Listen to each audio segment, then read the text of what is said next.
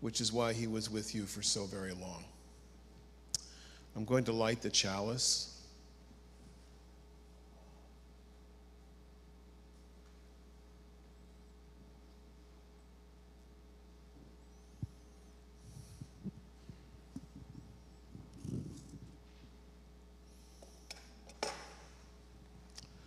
And I want to share with you this poem from Denise Levertroth.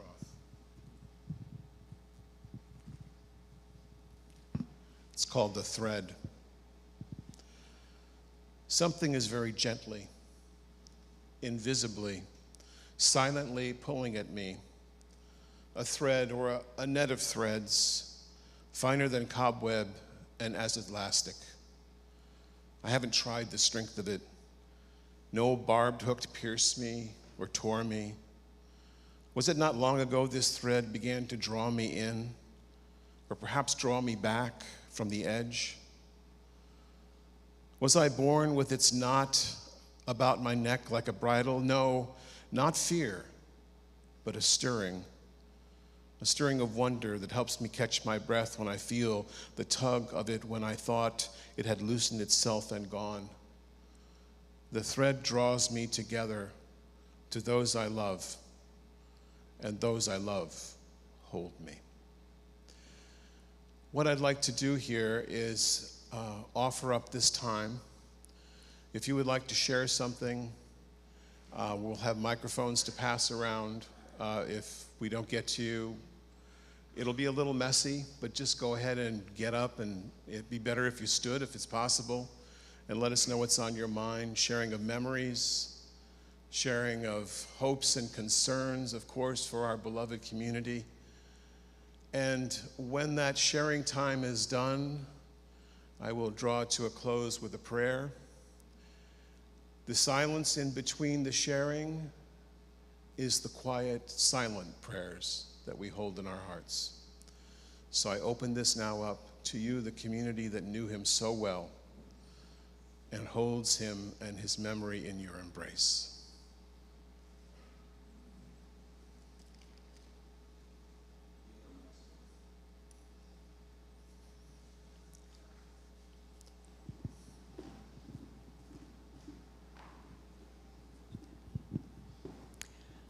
I would like to share a story with you from last Sunday when I was speaking to Vincent before the service.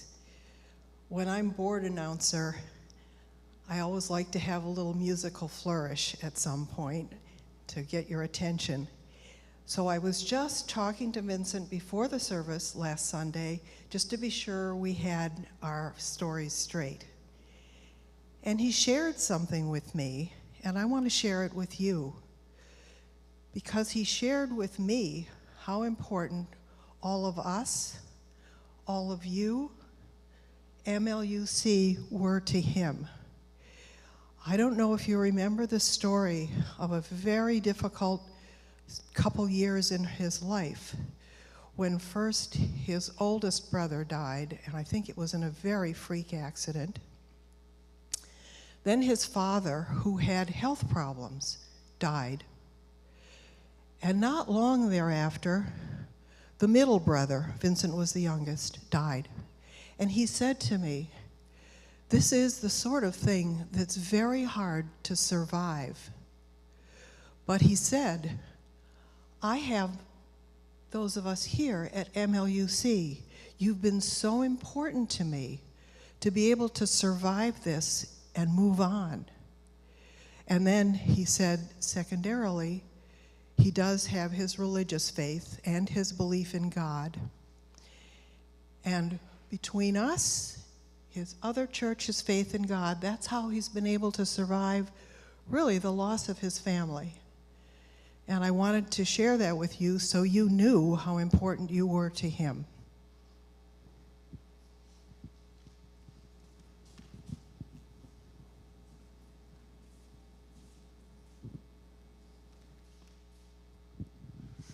I spoke to Vincent, I guess the last time it was about a week ago.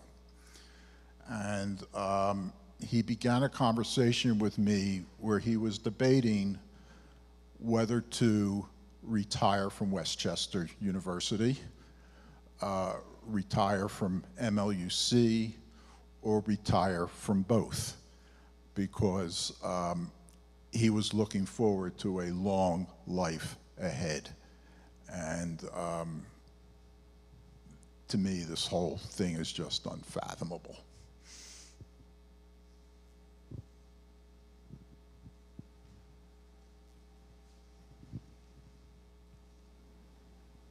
I'll see if I can do this. I'm Lori Rogers. I know most of you, a lot of you. I haven't been here in a long time because I'm working in Baltimore so much right now at the Peabody Institute, which was Vincent's alma mater. But I had the pleasure of subbing for Vincent on so many occasions. I knew when I got that phone call from him, there was always a little smile, and then what are you doing next weekend?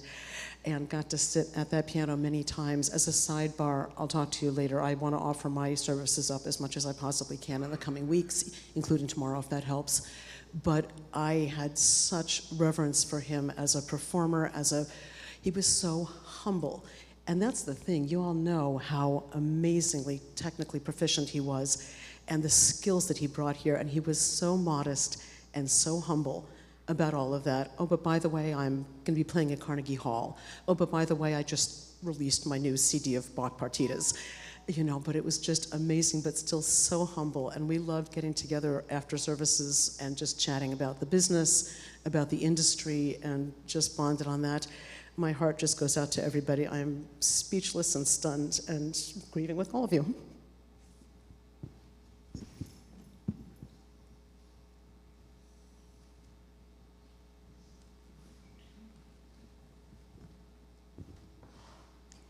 There was a time when I would come to church and Vincent was the only African American.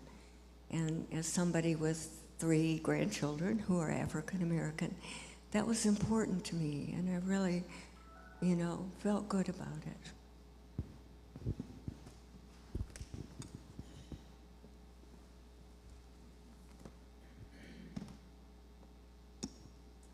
Apologize for reading this from here, but I was trying to make sense of things. I was trying to make sense of this last night, so I wrote this. I cannot change the word is to was, not when it comes to Vincent. I read the email today and yelled, no. Sorry, my screen is interfering with reading. And literally stopped. Wow, I wish I had a computer here. The no grew into expanding and resonating like an explosion that echoes into ever-widening circles. I still feel, please get out of there. I still feel suspended, balanced perfectly between a before and an after. There are few people about whom I do not eventually see through my self-created illusions. I don't think I ever created an illusion about Vincent. There was no need. His honesty and accord within himself fills me with wonder. His kindness and true compassion is love in action. One Sunday early in May, we had a long conversation, seemingly by happenstance, and left the church long after others had gone. It was going on 5. We conversed about the mundane and the sublime. His sense of music wove a fine tapestry of communication. My long drive home was suffused with a quiet grace. I stopped within a minute of home and sat on a stone in Marsh Creek. The tapping of the water and the birds calling were like an ancient music to me. I felt glad he was born. It is his ever-present love and creation of music that tunes him so perfectly into the universe and every soul he encounters. Where does such a person arise? How was he raised? Is it how he was raised? Was he born that way? It seems as natural as the wind or starlight, not something hard-won, but a gift. How does he create music with such grace and ease? I know that he felt something as a small child, kind of a rare harmony others rarely chance upon or hear. It is like a clear, perfect note. This past Sunday, we spoke about the aging of the choir and how precious each voice was, and that some younger voices were joining. Later, I told him I wished we could claim him as a Unitarian Universalist. He knew I respected his following the teachings of Jesus, but I did wish more of us, myself especially, could live with such devotion to care and compassion. When we were leaving, I told him I was glad he was born and that I knew so many others who agreed. It is so out of character, but I called him an angel. He simply thanked me with unaffected equanimity. There was something so clear about him, a bell that rings true. There are no need for cracks in him. The light is already in and reflecting out. His life makes me want to believe in heaven.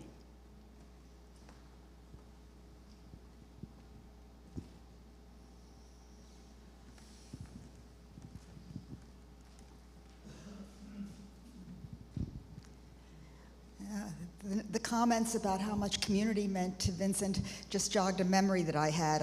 I think most of you know he loved to fish. He liked to get away from things, and he would come down several times to Margate and go out on the pier with Rick. As a matter of fact, he was supposed to be in a tournament today with him, with his son. But he would always come back to the condo afterwards and have dinner, and we would sit and talk for hours. He loved that. And one night we were talking about television, and he said to me, "You know what my favorite show is?"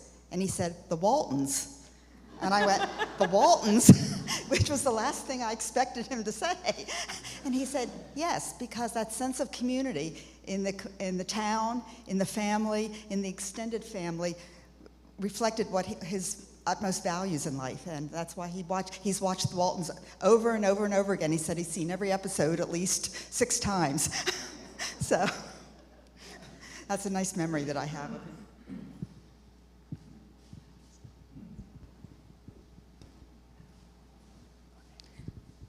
Hi. As a new member here, a new joiner 8 years ago, I remember coming in the door. I just moved back to this area after 20 years away, and the music just meant so much for me from the beginning. And it was right away I was drawn in by how forward moving it was, how even though some of the songs were more classical, more what I was used to growing up as Methodist, they were fast. And I loved that about the music. It just kept moving and kind of looking forward, as, you know, respecting the past, but just moving quickly along and looking ahead. And that's sort of how I thought about him. And I think I recall, you know, when we've had guest music directors, and I nudged my mother, who's also a member, and was like, "Mom, this is so slow," you know? And I just thought of him as just so vibrant, and from the first time I came, I just felt so welcomed, and also, you know, I think someone mentioned, you know, that you had mentioned that he maybe when you joined her, you know, was the only African American, and I, you know, that's always just stood out to me too. That like it's okay, like, you know, we don't all have to look alike to be a part of MLUC. You know, I'm a single mom and feel like an outsider here sometimes, but not in here. And I'm gonna miss seeing him so much. And whoever comes next, they gotta make the music keep moving forward. Go fast.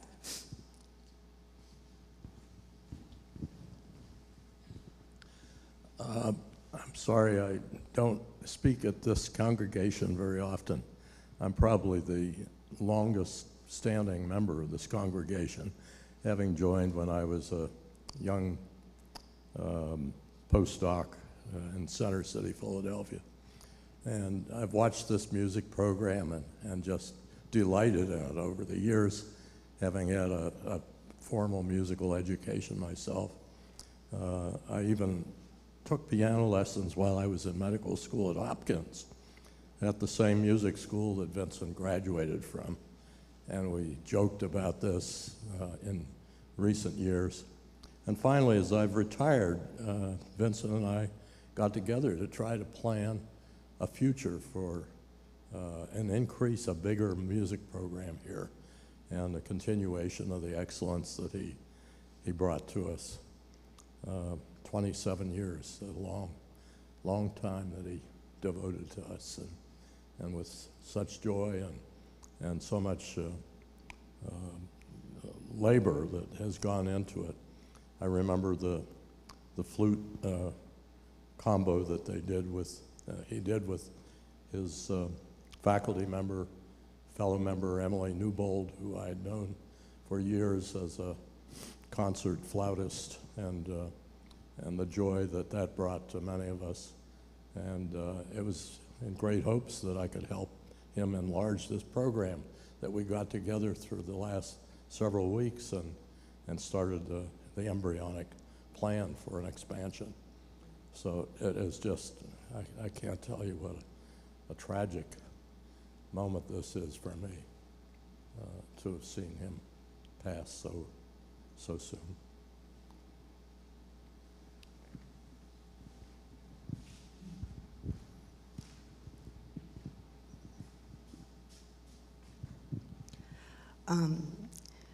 So yeah, we had choir Thursday night, and I just joined the choir last year for the first time, and not a great singer, but he was very welcoming, and it's hard to believe that was the last time, we see him. But the thing that struck me most about Vincent, and you talked about that, Barbara, was he really was a member of this community. He's a historian of our congregation. He knew everybody. And he was like the living memory of this church. He just, you mentioned a name, and he's like, oh yes. Or he knew before so many people knew. Somehow he was just in there, so involved and so connected. So he wasn't just an incredible technician on the piano and everything else that he did, but he just had so much empathy and caring for this community, and I think I'll miss that just as much as the rest of it.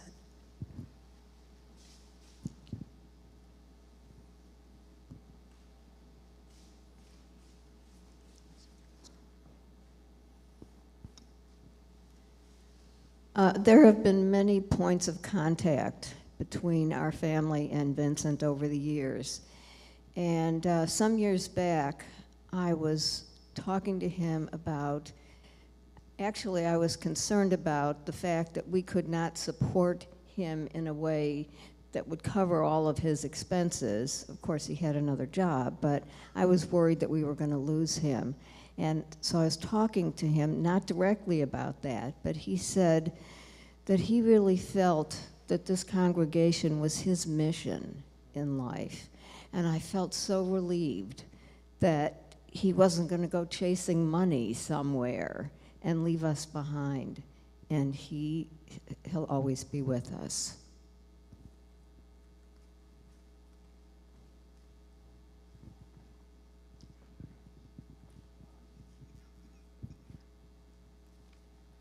Good morning.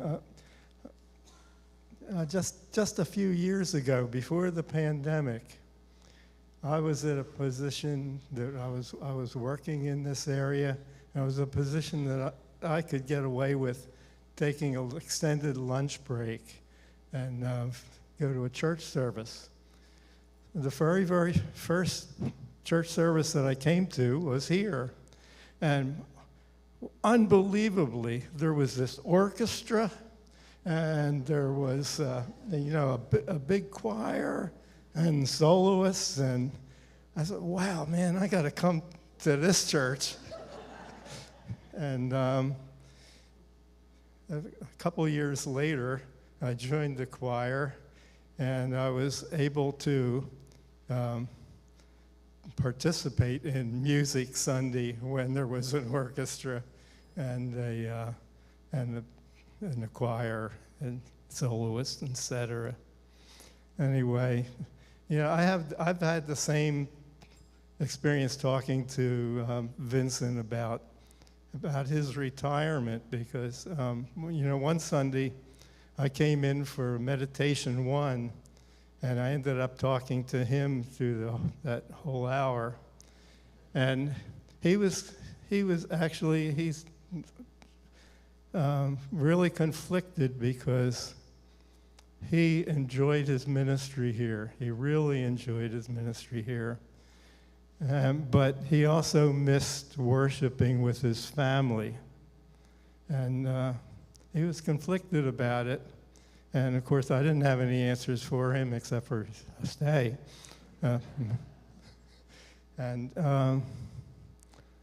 Let's see, I probably ran rambling enough, but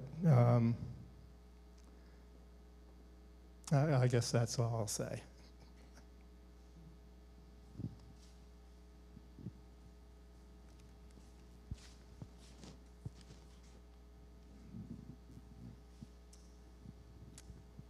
Well, first, I've been a member of the choir for a number of years, and when you're a member of the choir, you really get to know Vincent. And by the way, he never liked people to call him Vince. He wanted you to say Vincent, and so I always tried to enunciate the T. But the other aspect about him is that, well, two words come to mind: athleticism and witticism. The man was an athlete. He was a runner. He was always into keeping himself fit.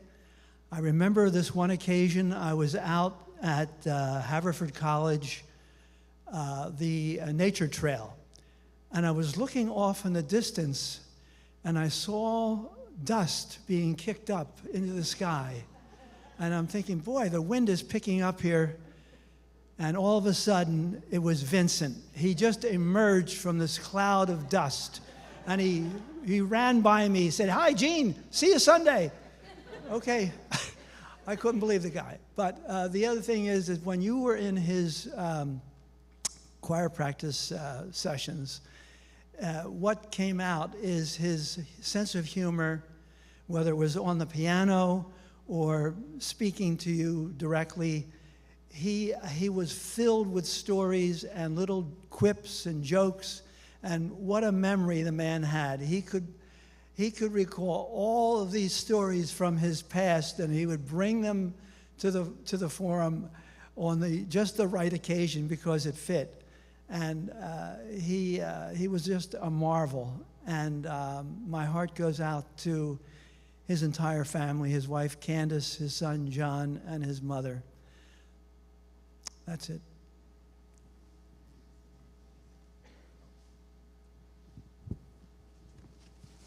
Dana was talking about his knowledge of the congregation here, and there was a memorial service here within the last year, and the family wanted to put the ashes of the deceased next to the spouse.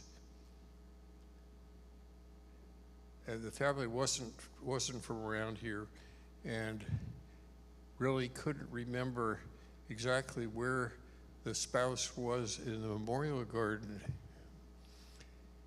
And people went around looking and looking and looking.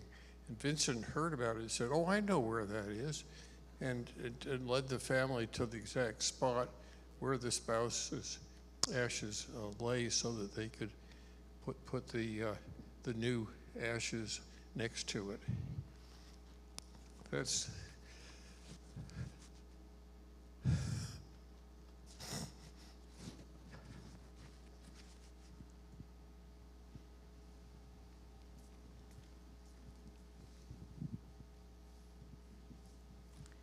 I'd like to speak about Vincent as a musician, where I think he was so amazing.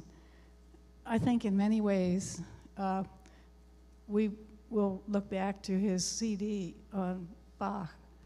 When I hear Vincent playing the sinfonias and the other Bach on that CD, I think about how in many ways, I think as humans we stand in a dark and a threatening universe, and we really try to understand. And to understand is a struggle. It takes a lot of work, a lot of, in his case, practice, of time, of performing, of study. And I think Vincent really understood a lot, and he gave that understanding to us in music.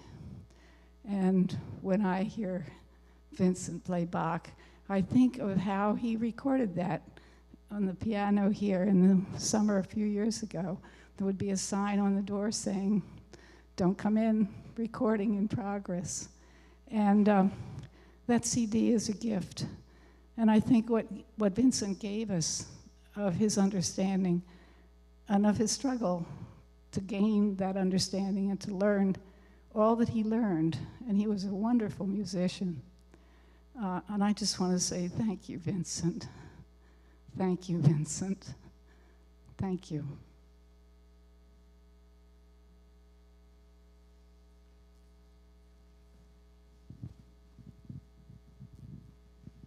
I'm quite sure I knew Vincent less well than so many others of you. But we had a conversation with some regularity when I was in here at church and working particularly with worship associates. And there was a day, and anyone that knows him well, particularly those in the choir, can correct me later, when I offered a story that I was discussing with Vincent during the week. And somehow I said the wrong thing, which was, well, there are those people that can't sing. And he really was upset. He says, no, everyone can sing, better or worse, but everyone can sing. Bring them to me. I'll teach them. I'll show them. And there was, in that statement and his tone, it was, people need to understand music. This is so important, particularly in our church. Come to me and let's do it. And he was so much happier when someone would perform, would join, would learn music, the depth of music. He was so much happier than if we would applaud his work. I found that remarkable with him, and I know we all will miss him.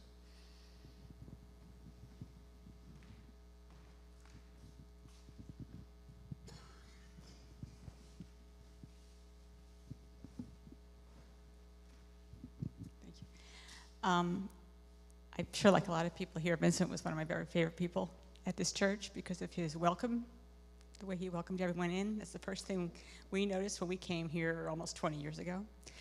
And it never ended.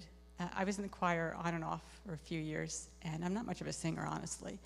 And every time I talk to Vincent, he invites me back to the choir. Every time. And I said, Vincent, I'm even worse singer now than I was then. He said, yeah, but you're loud, so it's okay. I thought that would be the opposite. But, and it turned out he truly is a miracle worker in my life. He just always made me feel welcome. And the true miracle was he got my husband to come to one of the intergenerational choirs and sing in the choir. And he's never sang anything in his life. So we don't know where that came from, but only Vincent could have done that. And I just want to offer my thanks to Vincent for all the support he gave my son.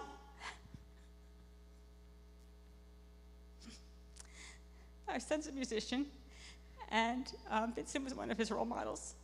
He just started teaching this past week. He's a music teacher, and he's thrilled to be doing that. And Vincent was one of his inspirations and one of his teachers.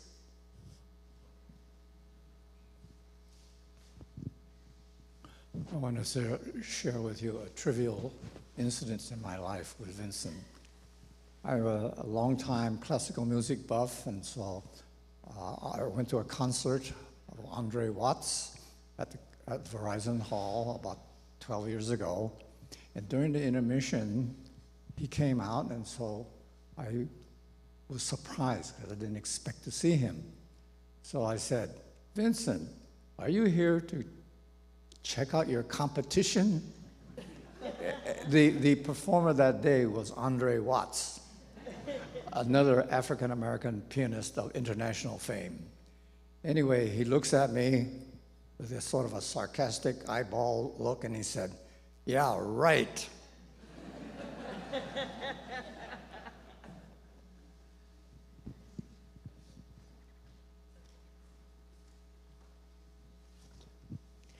So I was standing up with the choir during our Music Sunday of Magnificat. We'd spent several months working on this piece. I am not a musician. I can't even read music. But Vincent led me to believe that I could participate in this amazing event. And I remember standing up there and looking out at him as he conducted us, and the pride on his face. And then when we got to hear John play, and Candace was with us, And my view, you couldn't see him unless you were in the choir because his back was to you. But his face was,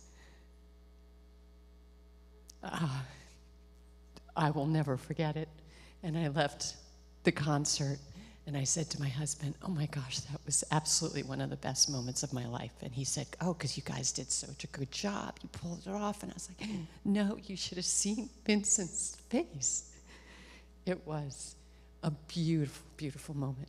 And I'm so grateful.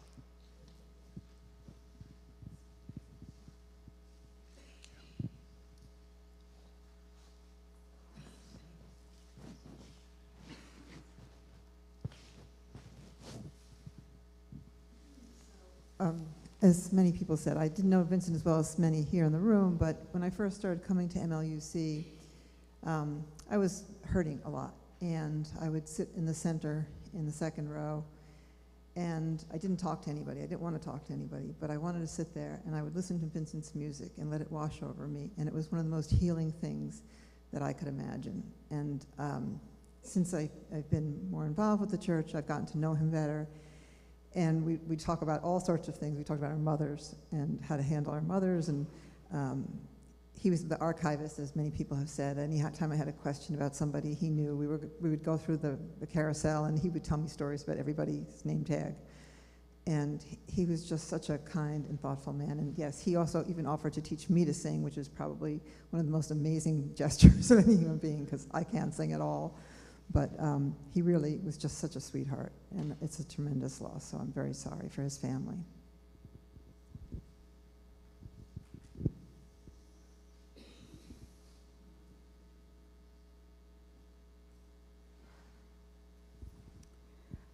I've known Vincent since he came to this church. He was incredibly supportive of all things. At that time, I didn't belong to the church, to this church. I was one of the musicians who played here, and I can't tell you how much support he gave to us. He would come to concerts. He'd come to dinner with us afterwards. To this, even after we were finished playing here, we would have these lengthy conversations on the phone. If you saw the phone call was from Vincent, you knew it was going to be about a 20-minute, half-hour call, chatting about everything, whether it was the music business, whether it was church business, didn't matter, whether it was life. And he retained everything. He could remember things that, oh, really? I didn't remember that. I would run into him at Mom's. It got to be a tradition at Mom's grocery store. And we'd have a half-hour chat standing over the carts. Again, about anything and everything, always concerned about what everybody was doing. How was everybody doing? Where are you going? Are you playing? Are you still playing? Why? Everything was such care for everybody else. And he was just full of this energy that I think we will all miss, and leaves a big hole. Thank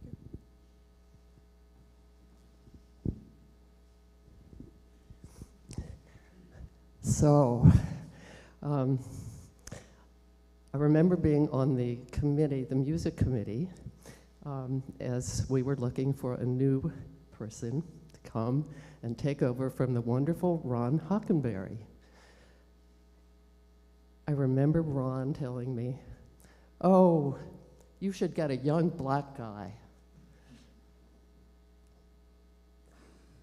So Jay Lamott and I are from Baltimore, and we were both on the committee, and we decided that we would put a notice up in Peabody just for fun. And doggone, this voice comes to me in the telephone, this lovely voice, and he said that he was interested, and we got his CV, and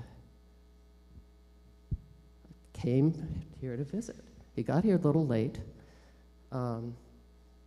and it was a lovely time to see him come into the young children that had been crazy with the person before.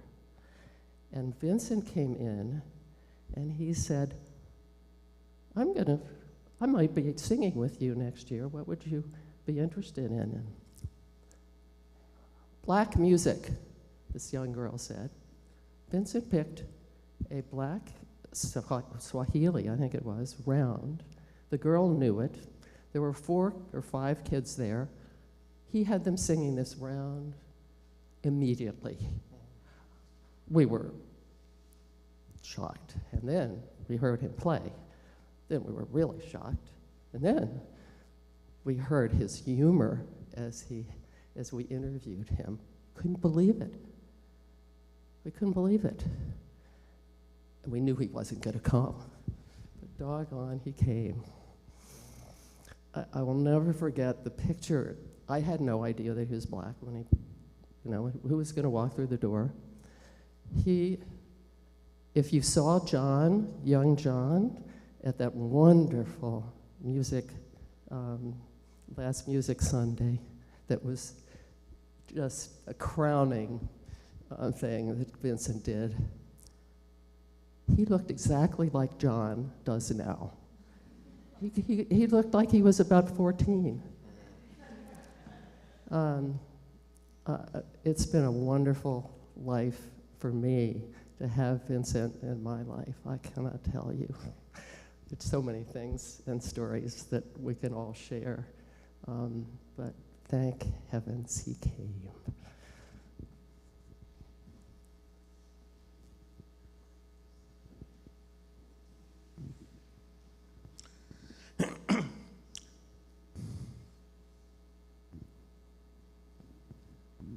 So I'm not a musician. I've never been in the choir. I got to know Vincent just as colleagues, as fellow staff members. He'd come to the office to make copies, or he'd come to my office to ask computer stuff. And if he sat down in my chair, I knew I was going to be late for dinner. As everybody's pointed out, he can talk about anything and everything, and would. And more than half of it would be about other members of the church.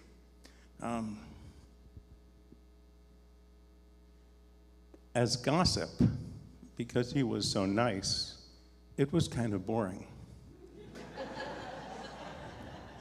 But people have remarked on his memory how much he remembered the details of everyone's life, and it was very, very clear that this was because of how much love he had for everyone he met, everyone here, everyone he could speak of.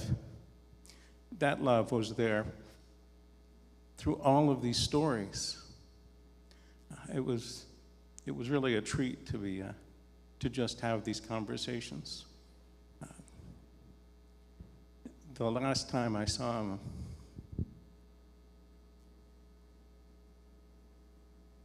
he knew I was studying piano again and said, as my retirement gift, he wanted to offer me free piano lessons. And I thought, how good am I going to have to get to be worthy of piano lessons from Vincent? It was this inspiration living in my head after that. I'm going to miss him.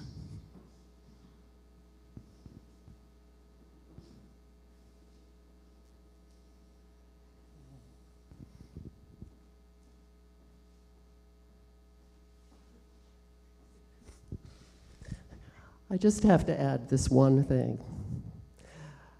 Many of you know my strawberry hat. I was at one of his recitals out in Westchester one cold, rainy, icy, actually, night. And I got home, and I realized I didn't have my strawberry hat. And before I could even think about it, there was a knock on the door. Vincent had found it and brought it to me. And I must say that visiting last night with his wonderful mother, and of course John, who was doing Minecraft at the time. I hope that helped him get over some of this. His mother is, you can see where some of this came from when you meet his mother. But she was talking. It was wonderful to let her talk about it, and also to let Candace be free to do what she needed to do. And she recognized me. I was so happy that she recognized me, and she could trust talking to me, and she was so proud of Vincent. But she said, he was just so unusual. He was unusual from the beginning. He had that phenomenal memory. He had that caring about doing what was right and what should be. And when he saw something that wasn't, she said, how could people do that? And he had the values right from the start. You could just see it. And it was very good also to see the support that I could feel from her family and from God, and to know that was there. Even though she couldn't reach us during the day, she reached us, and thank you.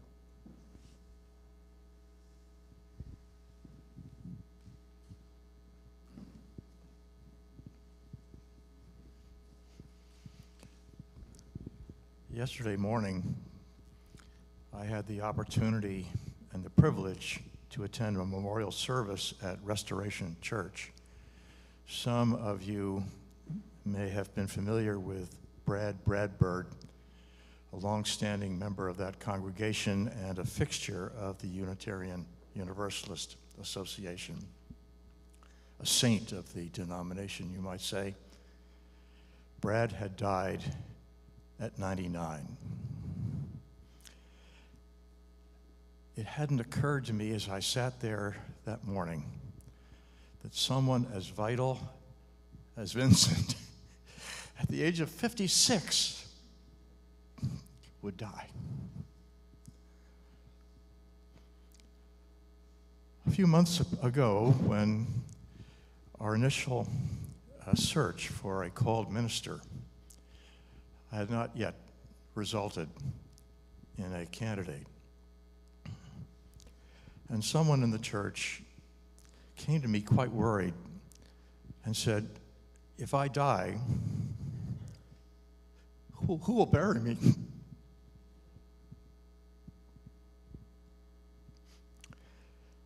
And selfishly, I think about Vincent today, and I ask myself, if I die, who will play the piano for me and for all of us? God, I miss him.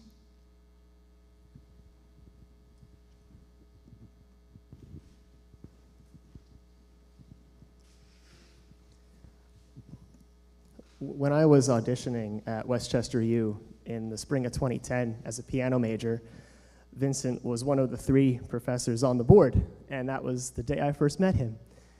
And long story short, I got into Westchester, and I was in the program there for a long time, and I studied with Vincent a lot. And my first week, when I was starting my study, the associate dean at the time and my academic advisor emailed me saying, hey, please send your submission for who you want to be your private piano teacher. And I remember being astounded. I get to pick? I get to choose? Well, it's no contest. I want Dr. Craig. Dr. Craig is my man. Dr. Craig is the one I want. I didn't even remember the names of the other 2 teachers who were on my board. They were both wonderful teachers, and I spent a lot of time with them too and loved them. But from day one, Dr. Craig was special. Thank you.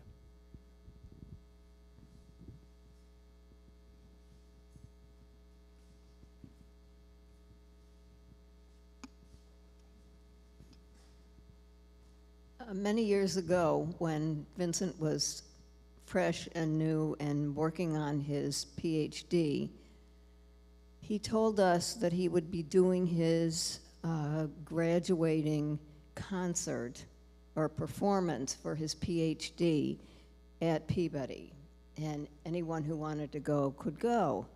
So 3 of us went. I think Marilee Marshall was one of them. Mary Stromquist. Okay, there were 3 of us. Anyway, we drove there, and we found where he was performing, and we listened to it, and it was beautiful. And that was the point at which he went from Vincent to Dr. Craig. And the next Sunday that he was here, he was Dr. Craig.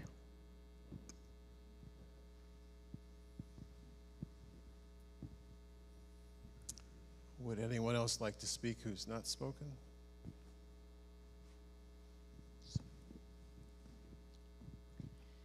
Vincent always liked to talk, and he would stop by our Villanova house quite often, stop in his early times here at MLUC.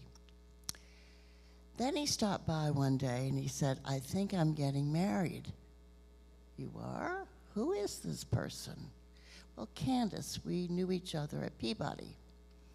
So John and I had the great privilege of going to their wedding at the Willows. And it was a fun affair. We got to meet all of his family, which was very special. In a year, Vincent called, as he had stopped by, but he called and he said, "Sue, Candace is in labor. Will you help me? Can you go to Bryn Mawr Hospital? No, can you go to the airport? Her mother and aunt are flying in, and I cannot leave her now." I said, "I'll be right there."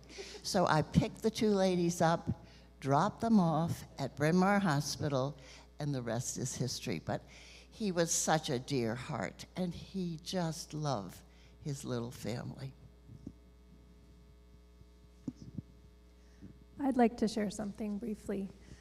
I've worked with Vincent over the past 6 years, and I really enjoyed that experience, and I'm so sad. But the happy memory that's popping up for me listening to all of you is that I sometimes ask Vincent to do things he didn't really want to do. But when he did them, they were wonderful anyway. I made him play a song from Moana at the end of Water Communion on the organ. It was amazing. But he told me, "Nobody will know what that is." And I said, "You obviously don't have a small child who is a girl."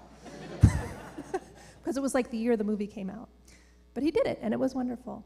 And I also think that I made him do a Lauryn Hill song once during the pandemic for an Easter service. He was not enthused, but he did cooperate, and it also turned out amazingly well. And so at the best moments, we were able to inspire each other to try new things, and that is one thing that I will want to remember about him.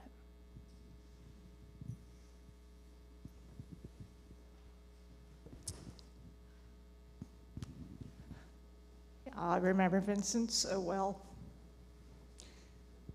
And I just want to share that, a couple Sundays ago, he played a piece that wasn't on the program. And so I went up to him afterwards and I said, "What was that piece, Vincent?"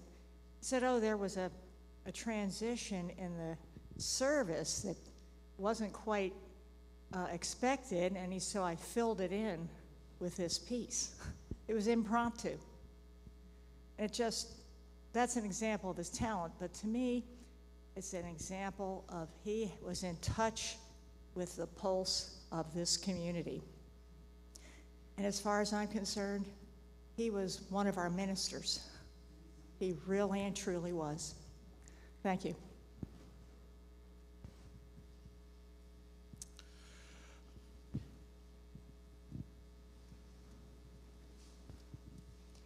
I think to me, Vincent will always be just this beautiful smile and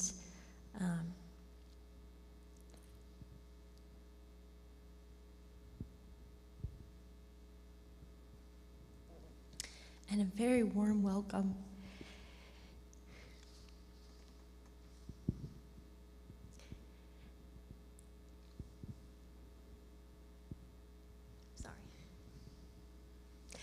This beautiful smile and a very warm welcome and just a quiet joy that radiated everywhere and just seemed to fill the church and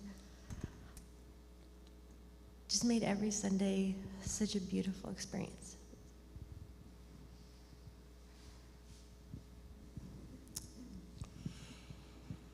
I think we can carry our thoughts and our loves to the reception which we have afterwards in the fireside room. I'll have a little more to say about Vincent tomorrow. I changed my homily. I got up at 5 o'clock and I was like, can't sleep anyway, might as well do something else. He was a promise that I was unable to fulfill. I knew about his skill, I knew about his versatility, I knew that he played things faster than they are normally played, which I love.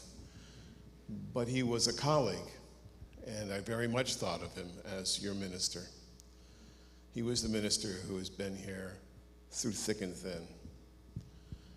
And I think that's important to remember. I think the strength of his ministry is something that will hold us together now. It may even bind us together in ways that we might not think we want to be together. And it's a shock to me to have lost him just when I got here. I want to thank the staff for stepping in, Caroline and Dawn Starr. I said, can you all fix the service? Because we can't do what we were going to do, and they're on it. We have music for tomorrow. And we'll have music. It won't be Vincent's music, but we'll have music. At some point, a little later on, we'll have a formal memorial service here. So we'll have a time to invite people from far to come and pay their respects. But I would like to close our circle here with a prayer, and I invite you to join with me in that spirit.